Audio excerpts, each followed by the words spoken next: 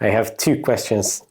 Questions is about this. Actually, my next question was about low alcohol and non-alcoholic wines, because I know that you are interested in those as well. Could you elaborate a little bit more about that? Because I have almost no experience with this segment. How does that work? What is even the process of producing non-alcoholic wines, and how is the experience translate to the general wine consumer? It's something very new. Techniques in the production are still to be developed further.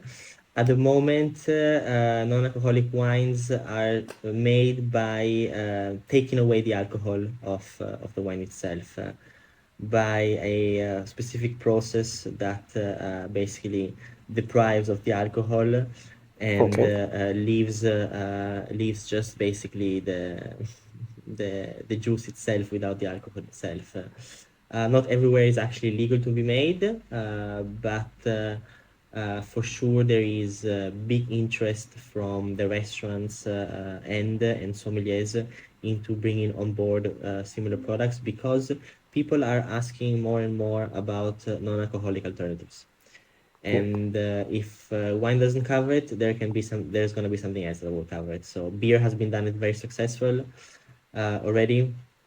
At the moment, the process is by depriving the wine with alcohol. So basically, after the fermentation, you take away the alcohol, and with a chemical process, which is pretty technical, and I'm not even, so to say, so grasped on it. But Okay. yes, that's how you make it. For sure, there has to be a lot of research to be done and a lot of development in the production. At the moment, the quality is good, but for sure the tasting experience is still far from what it can be. So there will be interesting to follow this in the future itself. People, especially young consumers, are interested and curious about it. I'm telling you, I'm a sommelier. I work the floor in restaurants. I curate tastings as well. And more often now than not before, I get asked if there is a non-alcoholic option, a non-alcoholic alternative to the pairing. And therefore, it's something that we need to consider and take in consideration and bring on board in order to keep on pleasing and satisfying our customers. This is Yeah. from a som and from a restaurant perspective, but also from a winery perspective.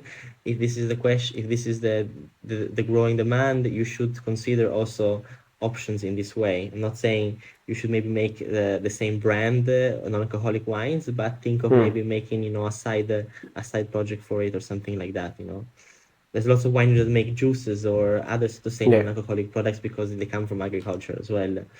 Um, Non-alcoholic wines can be an alternative to people that don't want to choose alcohol anymore. How would you describe a non-alcoholic wine, the tasting experience? I never tasted any of them. What is it providing? Where is it lacking? I mean, like for me, it's lacking the end emotions because we drink wine as well because of the alcoholic part and the little bit of the fun aspect to it as well, and the dangerous aspect to it as well. But to describe an alcoholic wine, I would say that has very similar experiences. It just lacks alcohol. At the moment, they are a little bit maybe too sweet. Because when they deprive the wine with the alcohol, they add some say aromas I and see. sugar in some sentences to give them the weight. So at the moment, it's definitely really missing a little bit of the soul and of I see. the body. If you think about non-alcoholic beer, if you drink an alcoholic beer, you almost feel like it's a normal beer. It's just missing some weight, I would say. Yeah. But beers have been developing this for many, many more years than not wine. So Okay. we will see how this develops. Maybe it's not gonna go anywhere. Maybe it's gonna be just a trend that stops here. But I don't think that's how the market will go because the young consumer is always and always looking more for different alternatives, and alcohol is not always part of it. I see. I see. Well, obviously, if there is a trend like this growing, it is a smart business move to try to focus on that as well. Thanks for watching this video. You can watch the full podcast episode by clicking here, or watch another interesting video by clicking here.